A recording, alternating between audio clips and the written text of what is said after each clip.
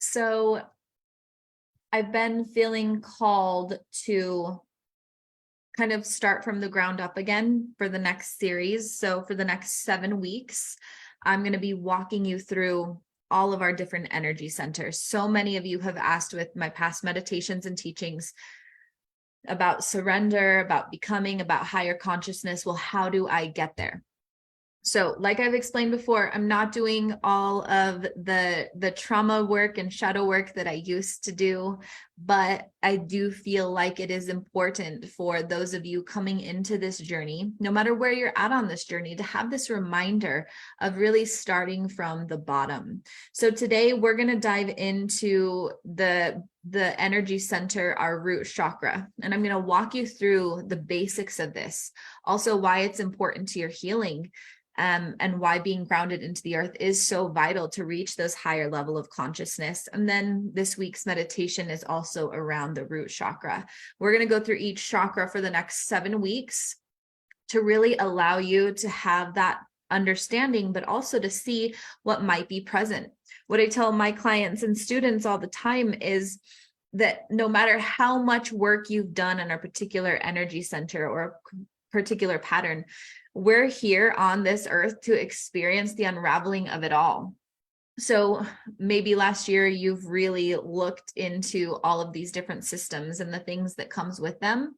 But today you might find a new layer and a new level of that same wounding pattern, or a different one that comes up here in your root chakra.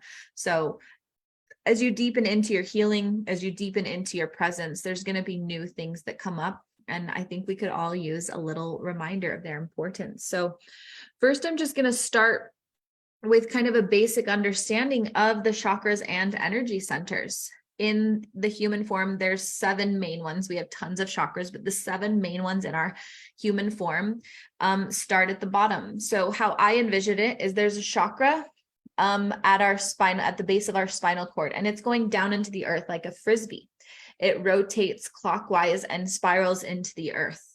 The next chakras, 7, 3, 4, 5, and 6 are all vertical. They have a front and a back, like the gears of a clock.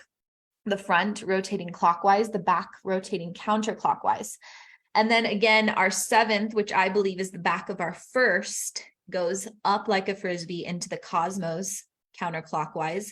And it's when those come together, all 7 chakras operating clearly, kind of like one of those old grandfather clocks, we operate at our fullest level. Each of these energy centers is like its own hard drive. It's collecting information about all of the different things that it's calibrated to. And so over the next 7 weeks, I'm going to give you an understanding of what each chakra is calibrated to, so you can start asking those important questions about each energy center, and you can really be mindful of the data you're collecting and projecting on your healing journey. I love the chakra system because it's so easy to understand and easy to dissect where it's coming up for you and how it's molding or changing your life. And it also gives you the power of choice, the ability to say, this is coming up for me here in this chakra, and this is the belief I want to form so that I can start creating this new reality. So we're starting with that base chakra, the one at the bottom of your spinal cord. It's called the Muladhara, which means root.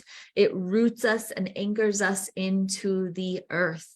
Its purpose for us here is a foundation, the foundation on which we build every other aspect of our lives.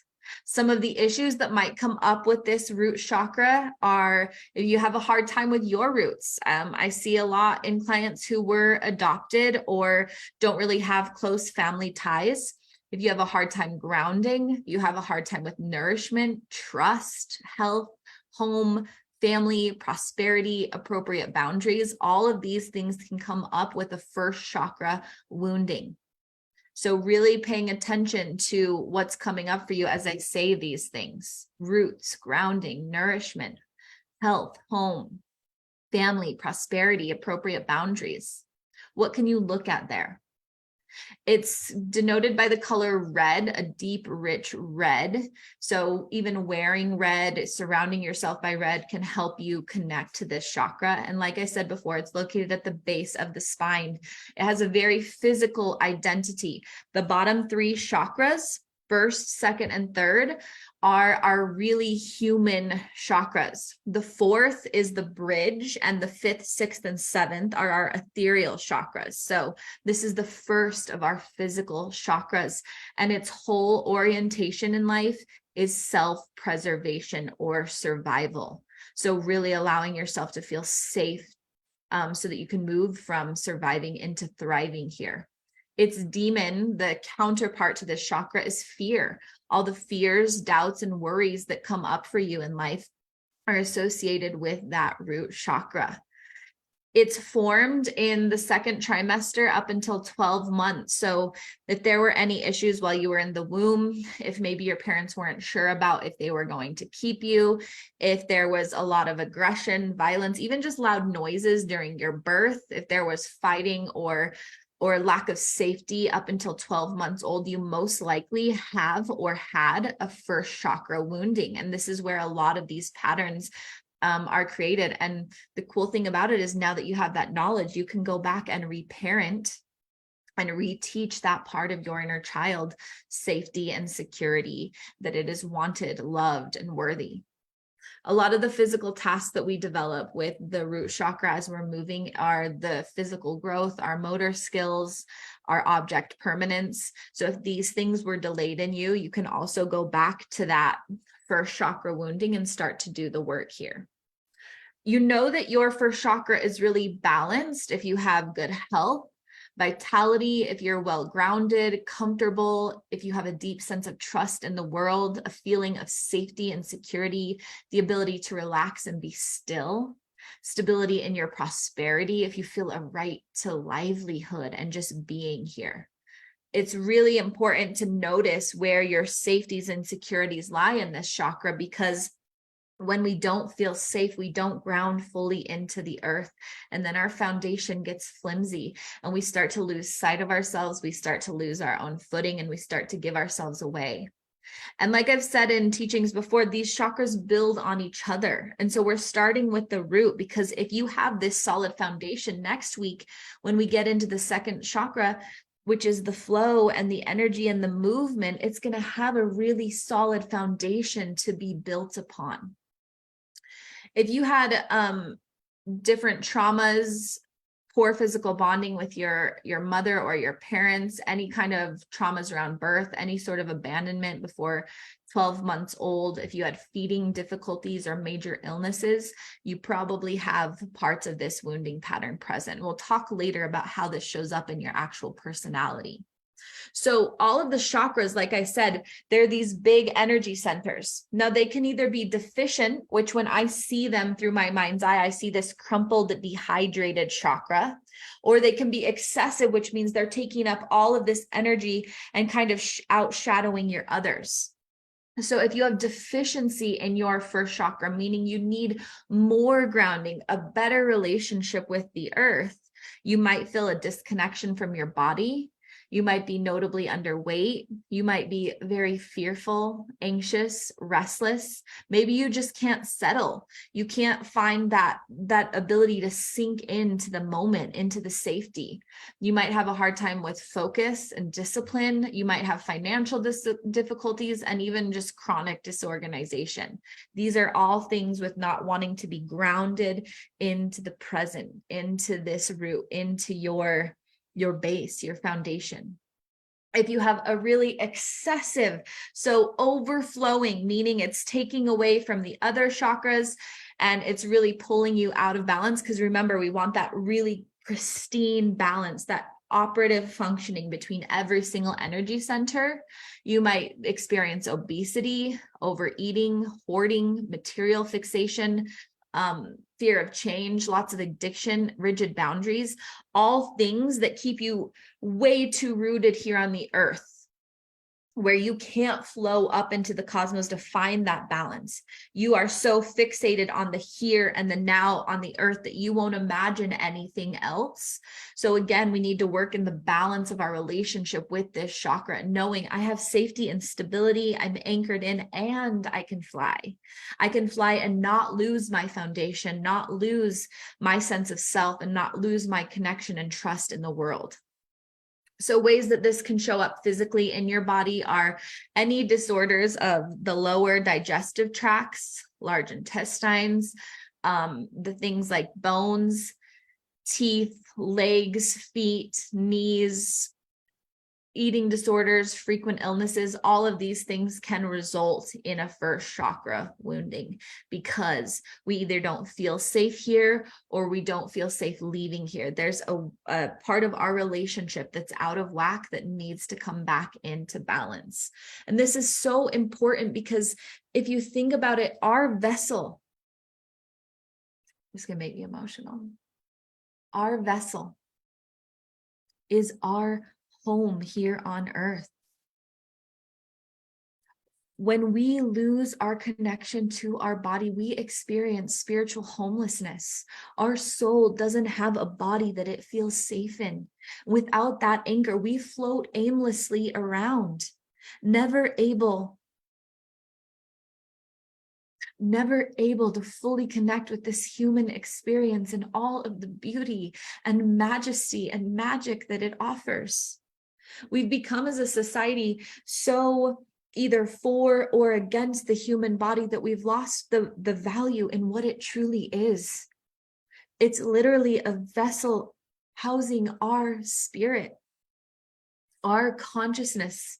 It's what allows us to move, to connect, to form these relations. And every other level of consciousness, we do not have the ability to experience the sensations that I'm feeling now of just pure spirit moving through me.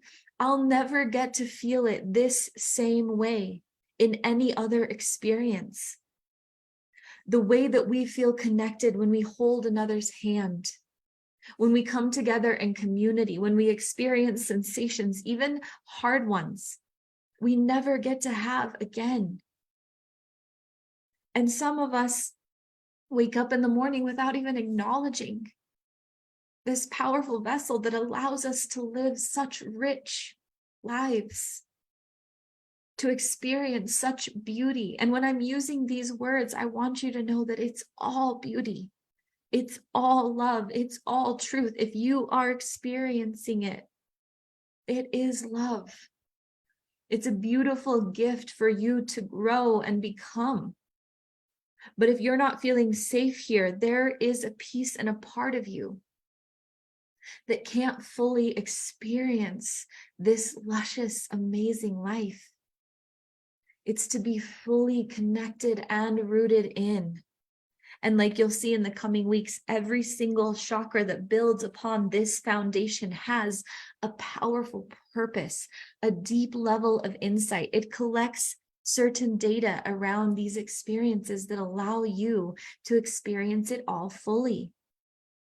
Your first chakra is collecting all of the data around you about whether or not this is a safe place to be, whether or not you really want to be here, whether or not your needs are taken care of. That's why it circumvents health, prosperity, connections, all of the things that allow us in human form to create safety.